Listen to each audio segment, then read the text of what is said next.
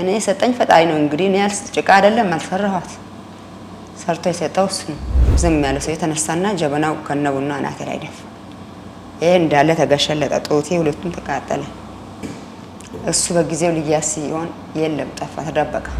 ከራሴ ጋር ነው የተጣላሁኝ ያለሁት። አሁን ዶክተሮቹ መጥተው እኔም ሲያመኝ ደም ሲለኩ ደምሽ ከፍ ብሏል እንትን አትፈይ ሲሉ ግን ከሷ ጭንቀት መውጣት አልቻልኩም። ያለ ኦክሲጅን መቆየት አችልም ሲባል በቃ ለኔ እንዴት ነው መሆነው? እንዴትስ ነው ማደርገው? ብቻዬ ከልጆችም ከትምህርትም እንትን ብሎ የሚማሩ ልጆችም ትምህርት አስቀርቼ እቺን ጠብቂ እንዲሁኝ ስል 3 ቀን ሙሉ እዛ ሳትበላ እሱ ቤት ውስጥ እዛው በድልስ ውስጥ አንገቷ እንዲህ እየተንቀሳቀሰ ዋለች አደረች።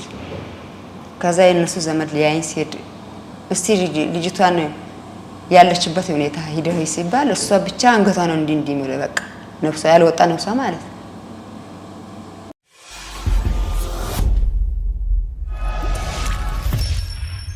ስሜ ሰናይ ደመቀ እባላለሁ። የተወለድኩበት የነሞርና የነር ወረዳ ይባላል። ጉንችሬ አካባቢ ነው እና ሳገባ እኔ ያው በእንትን ነው ያገባሁት፣ በባህላዊ ነው ያገባሁት። አባቴን በስራ ሄዳለኝ እና ስንኖር ከባለቤቴ ጋር በሰላም ስንኖር ያው የመጀመሪያ ልጄ ተወለደች፣ ዮርዳኖስ ትባላለች። ከዛ በኋላ የሁለተኛም ልጅ ስትወለድ ትንሽ የጤና እንከን ገጠማት። ከዛ በኋላ ያው ብዙም ደስተኛ አይደለም። በ2 አመቷ ይዣት መጣሁ ጥቁር አንበሳ። የእህቴ ባል ነው ይዞኝ መጣኝና ከዛ በቃ ይሄ ጀርባዋ ምናምን ይታይ ምናምን ሲባል ያው ብቻዬ ያው እሷን ይዤ እንግዲህ እዛም ማለት አልችልም። የሚያግዛት ሰው ምናምን ሲባል ሰው እና ሲባልም አባቴው ፈቃደኛ አልሆነ። በቃ እሱም የእህቴን ባል ስራ ነበር። ያው እሱ ያለውን ችግር እኔ እሸፍናለሁ፣ የሚያግዝሽ ሰው ብቻ አለኝ። የሚያግዘኝ ሰው ሲጠፋ እኔም ይዣት ተመልሼ ወደ አገር ሄድኩ። ከዛ በኋላ ሲውል ሲያድር ልጅቷን በቃ የምትበላውም የለም እንደምቆጨው እንትን ውስጥ አፌ ውስጥ እያኘኩ ነው ማጎርሳት የነበረው። ከዛ በርዘጋባትና ስራ ሄዳለሁ የእሷን ጉሮሮ ለመሸፈን እንጀራ ገዛውና ሽሮ ያጣና ወይ በቡና ወይ በውሃ በጥብጬ ነው እያበላኋት ነበር። እንደዛ እያልኩኝ በቃ ሰላም አጣሁኝ። ምንም እኔና እሱ ልንግባባ አልቻልንም። በቃ በልጅቷ ኬዝ የመጣ ማለት ነው። እኔ የሰጠኝ ፈጣሪ ነው እንግዲህ እኔ ጭቃ አይደለም አልሰራኋት ሰርቶ የሰጠው እሱ ነው። በቃ ይሄ ከዘርሽ የመጣ ነው፣ ይሄ ካንቺ ቤት የመጣ ነው ምናምን ሲውል ሲያድር እንደዛም እያልን በቃ በማታም ይዣት እየወጣሁ ሲመታኝም ምንም እየሸሸሁኝም ያው ቀን ገጠመኝና የሆነ ቀን እናትየው ቤት አድሬ ጠዋት ሂጂ ቡና አፍያውን ይበርድለታል ብሎኝ ሲሄድ ስገባ ቡና ጣትኩኝ ማንደጃ ላይ። ትንሹ ልጅ ሂድ ቡና ጥራ ማዘርን ስለው ከአልጋ ከምኑ ይነሳ አላውቅም። ዝም ያለ ሰው የተነሳና ጀበናው ከነቡና አናቴ ላይ ደፋ። ይሄ እንዳለ ተገሸለጠ። ጦቴ ሁለቱም ተቃጠለ። እሱ በጊዜው ልያስ ሲሆን የለም ጠፋ፣ ተደበቀ። እኔ ወደ አባቴ ማዶ ነው ይዘውኝ ሄዱ። እንጀራ እናት ልጆች አሉ ወንድሞች ናቸው፣ ይዘውኝ ሄዱ። እዛ አባቴ አሳከመኝ። ከዛ በኋላ ልጅቷ 3 ቀን ሙሉ እዛ ሳትበላ እሱ ቤት ውስጥ እዛው በድልስ ውስጥ አንገቷ እንዲህ እየተንቀሳቀሰ ዋለች አደረች። ከዛ የነሱ ዘመድ ሊያይኝ ሲሄድ እስቲ ልጅቷን ያለችበት ሁኔታ ሂደው ሲባል እሷ ብቻ አንገቷ ነው እንዲህ የሚለው በቃ ነፍሷ ያልወጣ ነፍሷ ማለት ነው። ከዛ ይዞ እንደገና እኔ ጋር ይዞ ሄድ ወሰዷት። አጠገቤ ቁጭ ብላ ሌላ ሰው ያጎረሳት ምን እያልኩ ከዳንኩኝ በኋላ ችግር ሆነ። በቃ እዛም እናቴ እዚህ ነው ያለችው። እንደገና ተመልሼ እዛው ገባሁ። ከዛም በኋላ ሲባባስ መጣ። ሲባባስ እኔ ከዚህ ሁሉ ስቃይ ነፍሴን እንደምን አናድንም ብዬ እቺኛው ማጠባትም ትልቋንም እቺንም ይዤ ወጣሁ። ወንዱን ትቼ ወጣሁ። ወደ እናቴ መጣሁኝና በቃ እዚህ መኖር ጀመርኩ። እዚህ ኖር ከዛ በኋላ ሕክምና ያላገኘችው ልጄ በሽታውም እንደሆነ ያላወቁት በሰው አገኘሁኝና ሁሉ ነገር ዋራጅም ምንም አነሱልኝ። ሼቱ እኔ ጋር መጣና ከታሰሩት እናት መሀል እቺ ናት ተብሎ በአጠና እንደ መሰላል ነገር ተሰርቶ ሼቱ እስከ ቤቴ ድረስ መጥቶ ያለውን ሙሉ ሕክምና አደረጋላት። ከዛ በኋላ ጥሩ ነበረች። ያ ደህና ስትሆን ክትትል ወይ የትኩኝ ጥቁር አንበሳ በየ3 ወሩ ጥሩ ነበረች። አሁን ነው ይሄ ኒሞኒያ መያዛት አስሙ ምንም የተጀማመራት አሁን መጠለያ ከገባን ሽታ አለው በቃ ለሷ አልተመቻትም። አሁን በቅርቡ ነው ይሄ የጀመራት እና የአዲስ አበባ ህዝብ ጥሩ ነው። በተለይ ወረዳ 10 ያለው ሴትና ህፃናት በቃ ለኔ እናቴም አባቴም ማለት ትችላለህ። አመት ባለም የሚመጣ አጣሁ እያለቅሽ ሲሄድ እነሱ ናቸው። ይሄም ዳይፐር አጣሁ ይሄ እንዲህ ነው ካልኳቸው በቃ እነሱ ናቸው ለኔ በቃ እንደ እናትም እንደ አባትም እንደ ትዳሬም እንትን ነው እና አሁን ደግሞ ሌላ ነገር ሲጨማመርባት በቃ እኔ ግራ እየተጋባሁ እንዴት ነው የምሆነው? አሁን ህክምና ይጀምር ቢባል የሆነ ነገር ቢባል ብቻዬስ የሆነ ድንገት የሆነ ነገርስ ብትሆን እንዴት ነው ብዬ በቃ ብቻዬን ያሳስበኛል። ከጎኔ ከላይ ነው የምለው ሰው የለም። እግዚአብሔር ያምጣውና ድንገት አሁን በባለፈው ቁስኝ ተደንቅለው ፌንት ወጣች። በዛ ሰዓት ብትሞት እኔ ወዴት ነው ማውቀው ሰው የለም። ከራሴ ጋር ነው የተጣላሁኝ ያለሁት። አሁን ዶክተሮቹ መጥተው እኔም ሲያመኝ ደም ሲለኩ ደምሽ ከፍ ብሏል ተይ እንትን አትበይ ሲሉ ግን ከሷ ጭንቀት መውጣት አልቻልኩም። ለምን ደም ግፊቱ እኔ ቢደፋኝ ራሱ እሷ ስለማን ውሻ ነው ከትቶ የሚያወጣ ማን ይሰበስባል?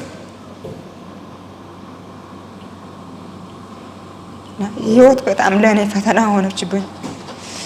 አሁን ግን መጨረሻ ታግዬ ደግሞ ያለ አቅም ያለው ኦክሲጅን ሲባል እንዴት እንደሆነ ግራ የተጋባሁ ስለሆነ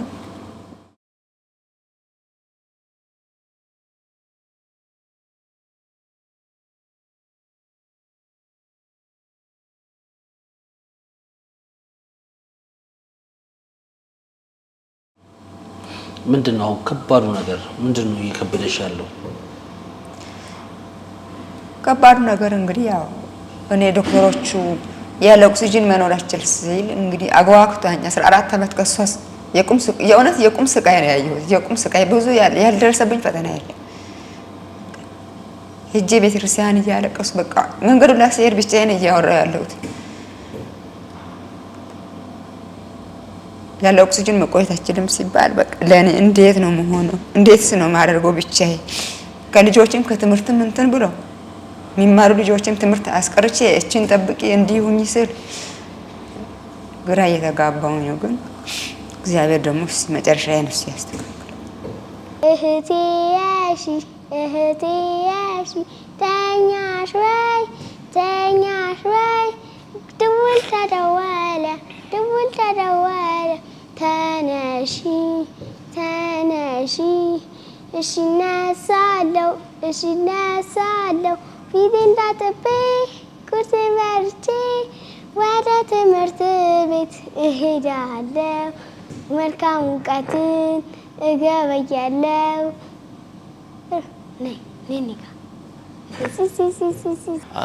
እንዳልሽ ሌሎች 3 ልጆች አሉሽ ከራሄል ውጪ እና አሁን እነሱ እንዴት ናቸው? እንዴት ነው እያኖርሻቸው ያለችው? ከዚህ አሁን ከነገርሽኝ ከአዲስ አበባ ከንቲባ መስተዳድር ከምታገኙት ኩፖን በተጨማሪ ብዙ ነገር ነው የሚያስፈልገውና እንዴት ነው ህይወትን እየቀፋችሁ ያላችሁት? ባለቤትሽስ ያግዝሻል? አሁን ምንም ዞር ብሎ አይጠይቅም። የት አሉም አይልም፣ የሚጠይቀውም ጉዳይ የለም። ከዛ አመጣለሁ ዳይፐር ሲቸግረኝ ሴትና ህፃናት ሄዳለሁ። አንዳንድ ሴትና ህፃናት ከየሱቁ ሩዝም ምንም መኮረኒም ካለበት አምጥተው ይሰጡኛል። እና የሆነ እርዳታ ምናምን ሲኖር ዘይትን ካለ እኔና ውሰጂልኝና እሄዳለሁ እንጂ ሌላ ነገር ይሄን የምለው ነገር የለም። አሁን ራሄል 14 አመቷ ነው አሁን እንዳልሽኝ። ትልቋ አሁን 16 አመቷ ነው። 16 አመቷ ያው ከእኔም ችግር እህቷም እንትን ስታይ ዘንድሮ 7 ነበረች። አይ ይቅርብኝ ብላ በቃ ስራ ገባች። ማታ ትማራለች። መምህራኖቹን ተይ ተማይ ምናምን እኛ የሚቸግርሽ ነገር እናር ሲሉ አይ እኔ እናቴንም ባለኝ አቅም እረዳለሁ፣ ማታ እማራለሁ፣ ቀን እሰራለሁ።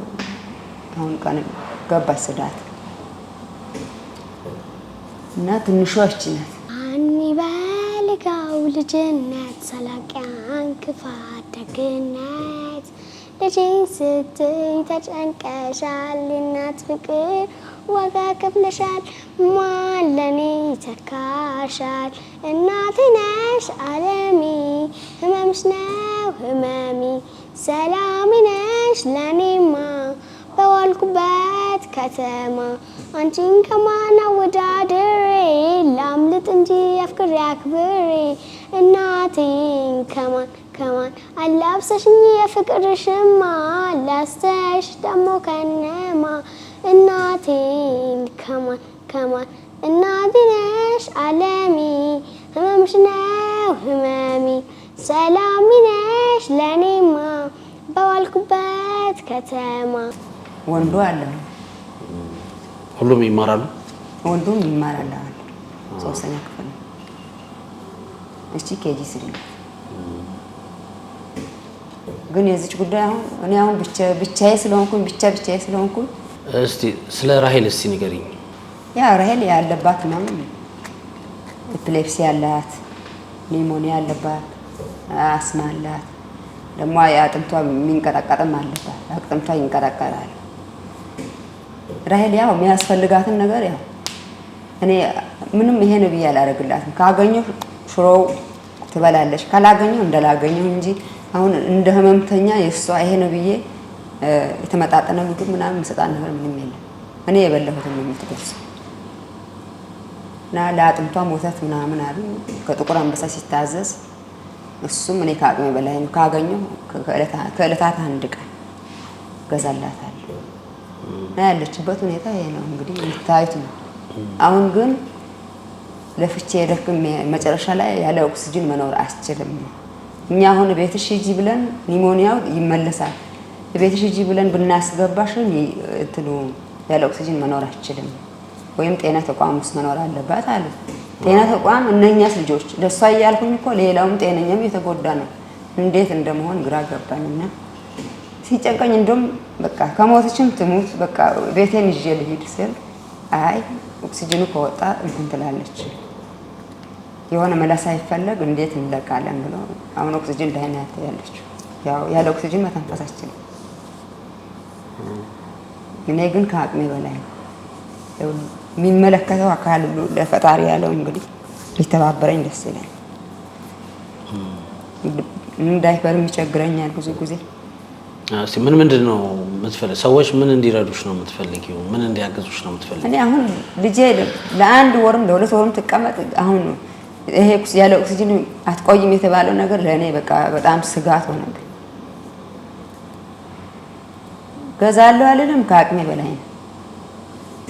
ዳይፐሩ ምኑ ያው የምትመገበውም ይሄ ምግብ ያው ለሷ እንትንም አይደለም በቂም አይደለም። መኝታዋም የተስተካከለ አይደለም። ኬሻ ላይ ነው ዝም ብዬ ጥፍ አድርጌ ማስተኛት። ያው ብዙ ነገር አለ። ከፈለጋችሁ ቤቴንም ሄዳችሁ ማለት ይችላል። አሁን ጤና ጣቢያ ከገባችሁ ስንት ጊዜ ሆናችሁ? አሁን ከ15 ቀን አልፏል። 20 ቀን እንደዚህ ነው። ያው በተከታታይ ነው ቶሎ እንትን የምትለው። እዛ ቦታ ላይ ሽንት ቤት አለ አጠገቧ ላይ እና መሬቱ ደግሞ ቅዝቃዜ ያለው ያው ኒሞኒያ ሽታ ነገር አይወድም። ቶሎ ነው የሚነሳ። እንደው ቤተሰቦችሽን ለማግኘት አልሞከርሽም? ስላለው ጉዳይ ለማስረዳት አልሞከርሽም? ያው ቤተሰብ እናቴ ናት። ያው እንግዲህ ያሳድጋ ለዚህ ያደረሰች። አሁን ደግሞ እሷም በሰርጅና ይሄን አድርጊ ለማለት ይከብዳል። ከአቅሟ በላይ ነው። ሌላ ያከለ የምለው ሰው የለም። እንግዲህ ሙሉ ጊዜሽን አሁን ለራሄል ነው የምትሰጪው ማለት ነው? አብረሻት ነው አለበዛ እንደው ቶም ለመንቀሳቀስ ምናምን አትሽም ማለት ነው? እንዴት ነው የምትኖሩት? እንዴት ነው ሳምንቱ? አሁን 20 ቀን ከገባን እቺ ልጅ ትምህርት ቀርታለች። ሂጂ ያስበቅች መድኃኒት ልገዛ ስወጣ እሷ ናት አጠገቧ ቁጭ የምትለው። ሂጄም ሽሮም ልስራ ካልኩኝ እሷ ናት ቁጭ የምትለው እንጂ እንዲህ ጥዬ መውጣት እንዴት አድርጌ። ስለዚህ የበለጠ ከባድ ነው። ምንድን አሁን አንቺ ምን እንድትደረግላት ምን እንድትታገዥ የምትፈልጊው? እኔ አሁን ኦክሲጅኑ ቢገዛላት ደስ ይለኛል። ያው ተወሰነ ያህል እግዚአብሔር እስካለ ድረስ ያው እስትንፋስ የሚጨምረው ፈጣሪ ነው፣ ግን ብትቆይልኝ ደስ ይለኛል። ዳይፐር ራሱ ዳይፐርም በጣም ይቸግረኛል። ያው እኔ እጄ ስላጥረ እንጂ እኮ ሁሌም የሰፊት ሁሌም ሰው እንትን ላይ መውጣት እኔ አሁን ብዙ ሚዲያ ላይ ተቀርጬ እኔ እኮ አካውንት አልሰጥ ስልክ ቁጥር ያልሰጥ ዝም ብሎ ተቀርጾ ነው የሚሄደው። ቲክቶከር ምን ይሁን አላውቅም። እኔ ዝም ብዬ ተቀረጭ ሲባል መቀረጽ ነው። ግን አሁን ከዚህ በፊት ሚዲያዎች መተው ቀርጸውሽ እንደው የተረዳሽበት አጋጣሚ አለ? እኔ እሸቱ እንጂ ሌላ ነገር እሸቱ ነው። ኮሜዲያን እሸቱ ነው። እሸቱ አው ገነት ላይ ሲስተር አቅርባኝ እኔ ማንም እንትን ያለኝ ውስጤን ያለው እንዲመላስ ለቀሰኝ እንዳለ ተናገር። ማንም አከለ ነው ያለ አዝያት ይጀለዝ እኛ ምንድነው የምናደርገው መሰለሽ? አሁን ያንቺን ስልክ ቁጥር ያንቺን አካውንት ነው የምናደርገው። ስለዚህ አንቺን ማግኘት የሚፈልግ ሰው በምን ስልክ ቁጥር እንደሚያገኝሽ ከዛ ደግሞ የባንክ አካውንትሽን ንገሪ። እኔን መርዳት የምትፈልጉ ቤተሰቦች እንግዲህ ይሄን አይታችሁ ያው እንደ እግዚአብሔር ፍቃድችን ልጄን አለልኝ። እኔን የምትፈልጉ ቤተሰቦች ስልክ ቁጥሬ 0991 31 60 37 አካውንት ቁጥሬ 1048 22 49 73 7 ሰናይ ደመቀ ኃይሌ።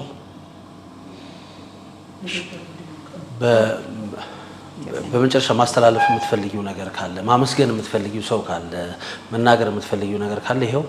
እኔ ማመስገን ፈልገው አሁን በቃ ልጄ እንደዚህ ሁሉ ያደርሱልኝ እነኚህ ጤና ጣቢያዎች እንደ እናት እንደ አባት ሆኖ ለልጅቷ ምሳ ገዝቶ ቁርስ ገዝቶ እንደኔ እንደራሴ ተጨንቆ የተጨነቁልኝ ጤና ጣቢያዎቹ እና አልሚን ሁሉንም በቃ እድሜና ጤና ይስጣችሁ እላለሁ። እና ለወረዳው ሴትና ህጻናት በቃ ለወረዳው እንዳለ ለክፍለ ከተማው እንግዲህ ባለው ነገር ቢተባበሩኝ ልጄን ከሽታ ከዛ ከትንፋሽ ውስጥ አውጥቶ የሆነ መላ ቢፈልጉልኝ ያው ደስ ይለኛል። ያው እንደምትመለከቱት ነው እንግዲህ ወረዳው ክፍለ ከተማውም ታቆኛላችሁ።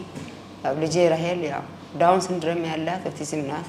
በዛ ላይ ደግሞ ያው መጠለያ ውስጥ ትንሽ ሽታ ሽንት ቤት አጠገባችን ስላለ ያው በኒሞኒያ ተጠቅታ የተሰቃየች ነው ያለችው እና የሆነ አማራጭ ብትፈልጉልኝ ያው እማጸናቸዋለሁ።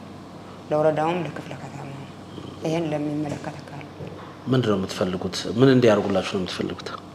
ያው ቦታው ቢቀየርላት ትንሽ ሽታ የሌለው ስፍራ ነው ያው እንትን የምትለው ቢቀይሩልኝ ያው ደስ ይለኛል። እንደ እናትም እንደ አባትም ተባብረው ቢቀይሩላት ተመቻቸ ቦታ ቢቀይሩላት ደስ ይለኛል። ያው ለኢትዮጵያ ሕዝብ ይሄን ለሚመለከት ሁሉ እንግዲህ ለልጄ ነፍስ ለማዳን ኦክሲጂኑ ያለውን ነገር ያለው እንዳለው እንዳቅም ቢተባበረኝ ያው ደስ ይለኛል። በተረፈ ደግሞ ሰላም ኢትዮጵያን ሰላም ያርግልን፣ ነገራችን ይጠብቅልን።